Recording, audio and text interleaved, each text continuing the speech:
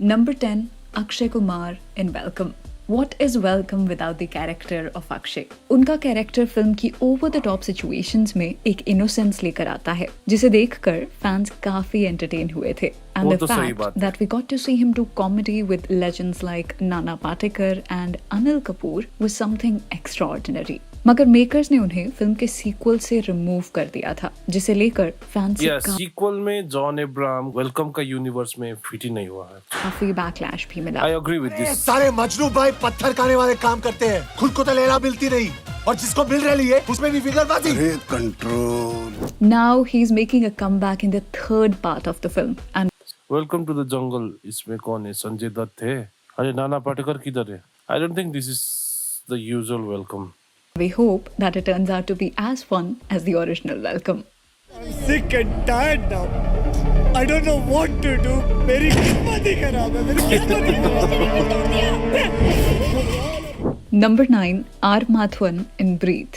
Are Madhavan की screen presence ही ऐसी है कि उनके कैरेक्टर्स आइकॉनिक हो जाते हैं. Breathe season 1 was never really a Breathe is underrated actually. popular series, but जितनी भी हाइप उसे मिली वो माधवन की वजह से मिली थी. Then came the season 2, जिसको पैंडेमिक में बहुत viewership milli. Abhishek Bachchan also got praise for his role, but now after the horrible season 3, we realize how effective Madhavan was as the main protagonist of the show.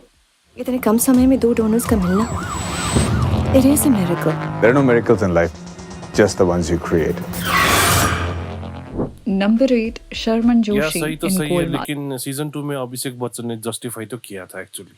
Franchise. ये कितना unfortunate है कि जहां आज हर कोई गोलमाल की बात करता है, but nobody talks about the character of Sharman Joshi. He was so good in part 1 of the film, और जब वो गोलमाल के बाकी पार्ट्स में नहीं थे, that was really very disappointing. We strongly feel he should make a comeback in the franchise, क्योंकि उनके आने से एक नॉस्टैल्जिक एलिमेंट आएगा, जिसे देखकर फैंस काफी एंटरटेन होंगे. What do you think about this? Do you want to see him back in the franchise? Do let us know. अगर उनको फिर गोलमाल यूनिवर्स में आना है तो फिर श्रेयस तलपटे जी को निकालना पड़ेगा. In the comment section.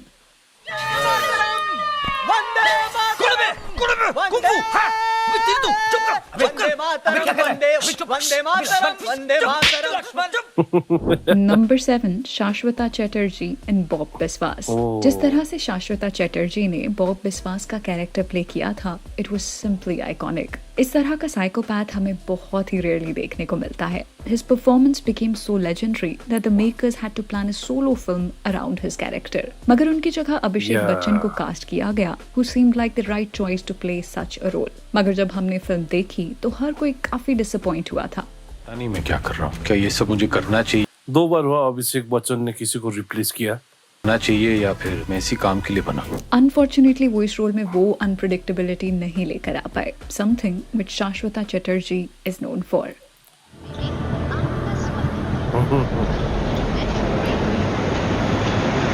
नमस्कार madam, I am so sorry. Number 6, Imran Hashmi in Once Upon a Time in Mumbai दोबारा. जब Once Upon a Time in Mumbai release हुई थी तो इसके दोनों ही कैरेक्टर्स काफी फेमस हो गए थे. The duo of Ajay Devgan and Imran Hashmi was simply terrific. गरम जोशी अच्छी चीज है, लेकिन अगर हद से बढ़ जाए तो खुद को जला देती है. बर्फ की तरह ठंडा रहने का भी क्या फायदा साहब?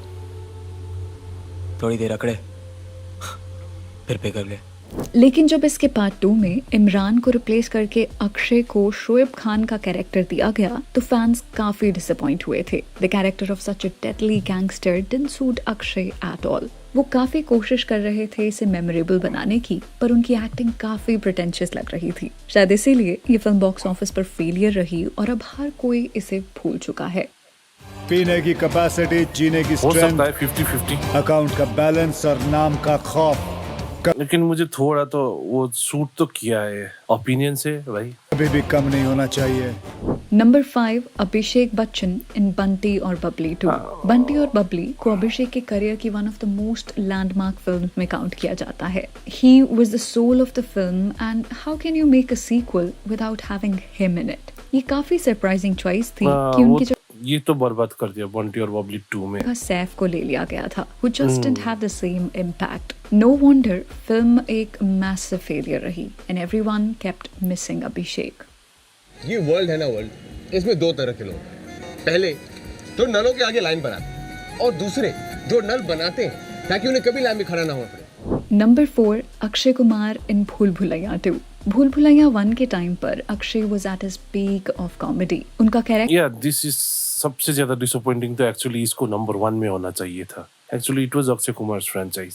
फिल्म के लिए बहुत इंपॉर्टेंट था, पर जब इसका पार्ट 2 बनाया गया तो Akshay was not the part of the film. We understand कि मेकर्स कार्तिक आर्यन को फ्रेंचाइज का लीडिंग फेस बना रहे थे and we all wish well for Kartik, but film में कभी भी कार्तिक अक्षय की कॉमिक टाइमिंग को सरपास नहीं कर पाए. Kartik looks fairly similar to his other film characters. Akshay की जो स्क्रीन प्रेजेंस भूल भुलैया में थी वो उनके बाकी कॉमिक कैरेक्टर्स से बहुत डिफरेंट थी. शायद इसी वजह से Bhool Bhulaiyaa sequel felt a little underwhelming. मैं बस हिसाब कर रहा था कि जब मैंने जोड़ा, घटाया, गुणाकार किया और उसके बाद जब भागाकार किया तो एक ही जवाब मिला और वो शायद सही भी था. लेकिन अब मैं सोच रहा हूँ कि फिर एक बार जोड़ने, घटाने, गुणाकार करने और भागाकार करने में गलत क्या है. Number 3, Saif Ali Khan in race 3. Race 3 देखते वक्त हर कोई सैफ अली खान को मिस कर रहा था. The decision to replace him with Salman Khan was easily one of the worst decisions ever made. Actually उससे अच्छा तो रेस 3 मूवी का टाइटल ही चेंज करते तो उससे ज्यादा अच्छा होता. ना सिनेमास हिस्ट्री. ये इतनी खराब चॉइस थी कि कुछ सलमान खान के फैंस फिल्म देखकर खुश नहीं हुए थे. No doubt the film collected huge money at the box office, मगर इतनी बड़ी सक्सेसफुल हिट होने के बाद भी हर कोई सिर्फ इसका मजाक उड़ा रहा था. शायद इसीलिए जब मेकर्स रेस 4 प्लान कर रहे हैं तो they have gone back to Saif. After all the franchise only belongs to him.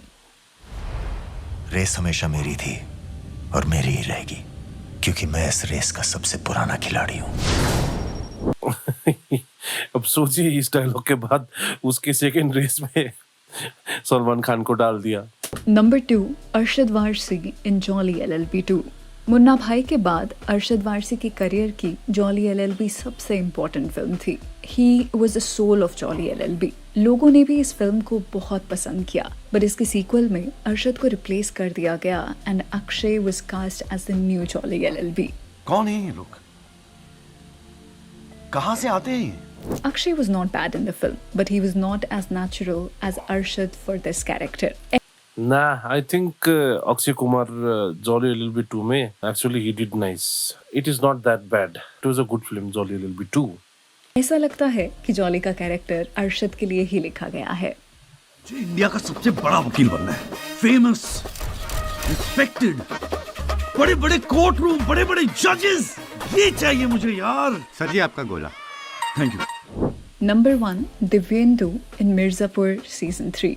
Season 2 में दिव्येंदु का कैरेक्टर मुन्ना मर जाता है and we would say it was not a good decision to kill such an important character. Munna के मरने के main antagonist, main villain बाद show में एक फील मिसिंग थी. सीजन 3 को देखते हुए ऐसा लग रहा था कि मुन्ना के बिना मिर्जापुर का वर्ल्ड इनकम्प्लीट है. वी अग्री कि मिर्जापुर के ट्विस्ट बहुत शॉकिंग होते हैं, but to kill the main character just ruined the whole series for a lot of. नहीं, मेन कैरेक्टर गुड्डू भैया है अभी और मेन एंटागोनिस्ट होंगे कालीन भैया.